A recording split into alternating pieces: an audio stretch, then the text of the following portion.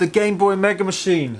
Yeah, so I've been working on this project for nearly a year now. I actually posted my first post about this on my Patreon a year to this day about the idea and the Game Boy cases that I got. And then 3 weeks from now, on like November the 26th or something last year, I put up the kind of concept video for this machine. I'm pretty amazed that I managed to get this far. It is definitely the most complicated machine I've ever tried to build. Everything's kind of what has to work in unison and all that stuff. It's an absolute nightmare. It's like 10 times more complicated than the Furby organ, that's for sure. So I've been doing one video every month on this machine pretty much, and yeah, it's slow because all of the different sections need so much you know, noggin energy. The last month and a half I've actually been working on a problem that I think I found the solution.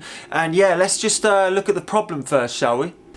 So the problem goes like this. These are the Game Boys. Lovely. I've actually done this same drawing in one of the videos previously to describe a similar problem, but somewhere else in the machine. If you've been watching the videos, you'll know that these are separate voices, and each voice has 8 Game Boys assigned to them. So if I play one note on the keyboard, it plays one voice, and then I play 2 notes on the keyboard, it bounces between them. And if I play all 6 notes on the keyboard, then there'll be all 6 playing 6 separate notes. It'll be like that, and then you flick it to unison mode and they all play at the same time. The problem is over here is all of the analog circuitry, including filters and effects and stuff like that. This bit hasn't been built yet. And initially, I was gonna have every single one of these Game Boys going off into one filter. And everything's affecting it, and then it goes into a filter. The problem with this is it's not truly polyphonic. Like, if you imagine if you play one note and then you hit another note, this goes and opens up for both of them, and then you can play it. It's just not that great. You really need a separate filter for each of these voices. 6 separate filters, one for each voice, so when I play them, all of these voices are independent. The other thing that each of these voices need is a VCA. This is a voltage controlled amplifier. It's basically a volume knob, like a filter, so like it kind of turns it up and off. And this, yet again, I kind of need one per voice. Because I'm me and I tend to be a bit of a OTT kind of person, I kind of want 2 of each of these. The other thing I'm actually adding are 2 sets of effects. I haven't decided yet. I think I'm going to go for delay and I don't know. And then it's going to have 2 outputs. The problem is I didn't want to settle on which kind of arrangement these would be in. I wanted it to be kind of adjustable, so I could technically have this filter first and then it goes into that filter, or it could go from the delay into the filter. It's very easy on a monophonic synthesizer. All you need to do is you patch all of the wires and you unpatch them all and stuff, and it's easy. But the problem is when these all need to be exactly the same, you could be sat here for ages, like every single filter exactly the same, and it would take you ages to switch between them. So I needed to develop a solution. So what I decided to do was actually have a patch bay. So basically this patch bay means if I wanted Game Boy bus 1 to initially go to the filter, the input of the filter, but then the input of the filter I wanted to go straight to the output 1, all I need to do is put a pin there and a pin there, and I've made the connections. Doing this with 6 identical voices means that this needs to be 6 deep. So what I've decided to do was actually make an 8x8 digital patch bay, and here it is. Yeah, this is the digital patch bay in all of its glory. So all I've built here is basically a fancy MIDI keyboard. These actually send MIDI notes off to all of these kind of effects that are going to be built, and also sending MIDI notes into these LEDs to kind of tell you which ones are on and off. And thank you very much to a guy on Patreon called Frederick who actually helped with the coding of the LED Arduino here, and the other one's basically just MIDI keyboard code. Both of these are available on my website, and the schematic for this thing. So how I have it set up is I actually have a bus cable, and this has basically just got 8 cores to it, and basically each of these cores carry a signal. There's the Game Boys, and basically what this is going to do is it's going to connect to all of the effects, and basically this MIDI keyboard is going to tell these effects which of these lines to listen to. If you send the output of bus 1 into the input of filter 1, basically what happens is, let's say this is a filter, it basically makes a connection here from the Game Boys to the filter. And then if you select the output of the filter to the input of a VCA, basically what this does is it takes the filter bus and basically connects that to the input of the VCA. So where are these switches and stuff? Well, that's where this one comes in. This is basically a routing bus board. So this is basically the switch down here, so you can get any of these 8 bus lines to one of the outputs. And what is on here is an Arduino that receives MIDI from this MIDI keyboard routing matrix, and it sends signals out to these 2 things, which are 4066 analog switches. There are 4 in each of them, making 8 analog switches in total. Over here is the bus input, and basically each of these 8 buses get buffered by op amps and then go into the analog switches and then get buffered again and go out to the necessary effect, or in this case just straight out to the output. What this means is I'm able to flick a switch on here and affect every single one of the 6 Game Boy voices and kind of tell it what to do. So currently what I'm doing is I'm actually putting in the 2 outputs, output 1 and output 2. So I've already gone ahead and attached 3 of them on the lower 3 Game Boy voices. So each of these lines are actually rows of Game Boys.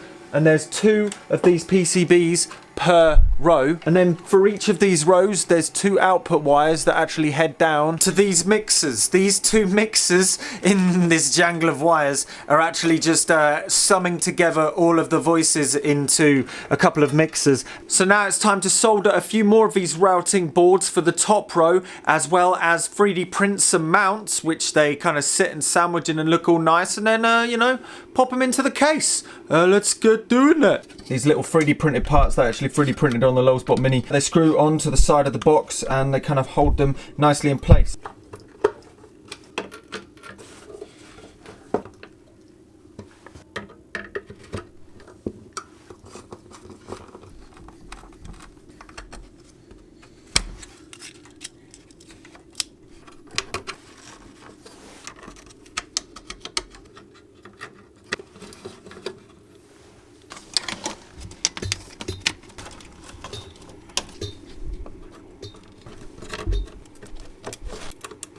I also built some more LFOs and envelope generators to add more modulation sources for all of the VCAs and the pitch CPU modules, so we can mess around with it a little bit more later and get some more crazy noises.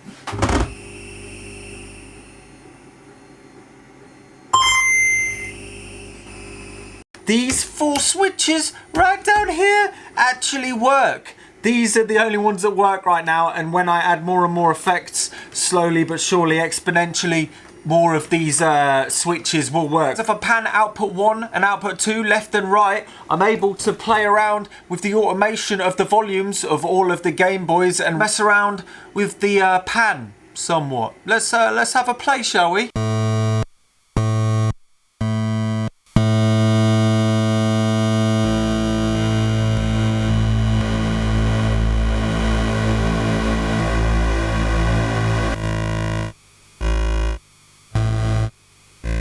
I've quickly wired in a handful of cables from these 4 LFOs over to the mixing bus matrix, and hopefully that'll mean I'll be able to pan between the left and right. So if you've got stereo or headphones, you may notice a little bit of a sensation.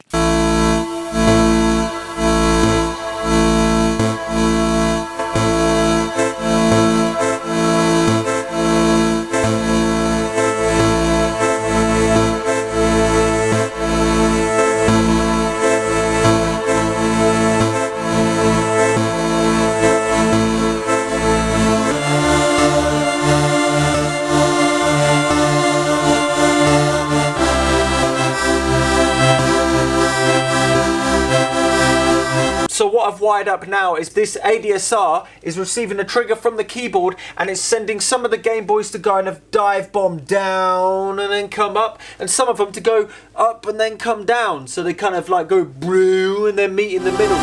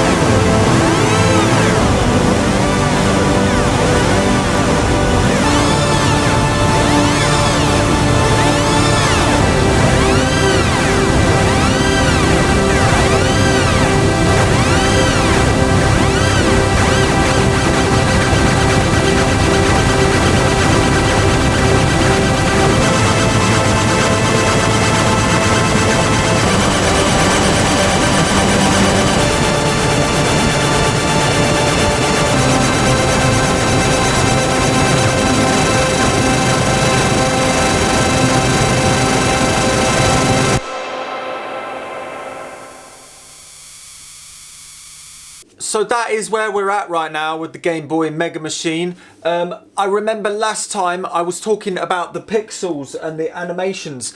That's going to be the next video, because thank you very much for everybody who sent in animations and stuff like that. I'm sorry it's taking so long. Basically, yeah, I need to do a video about that, and it might be within the next couple of weeks. I don't know. There were some amazing submissions, even some of them that were programs where you could actually like draw in the dots that you wanted to play on the Game Boy Megamachine and make your own animation on that. But we'll see more about that in the next update, including from Frederick a mini Game Boy Megamachine, so we can play the animations into that, so we can get a good view of what's going on. So since the last update on the Game Boy Megamachine about a month and a half ago, I've been talking a lot about it on the Patreon. I do about 3 extra vlogs a week over on my Patreon on various things, including this and what I'm building at the time. Sadly, you just missed this month's live stream, which was last night, but at the start of December there will be another one. So if you're interested in seeing 2-hour-long kind of like performances, then go and check it out. Needless to say, this is a rather expensive project, so thank you very much to the Patreon supporters, because you are supporting this machine and making it possible, because yeah, it's not cheap. I hope you can see where this is going and the kind of potential that it has, and hopefully when it's finished it'll blow some minds, who knows. And that's basically it for today. Until next time, I've been Luke Mum No Computer. Subscribe for more of this stuff, and don't be scared to try it.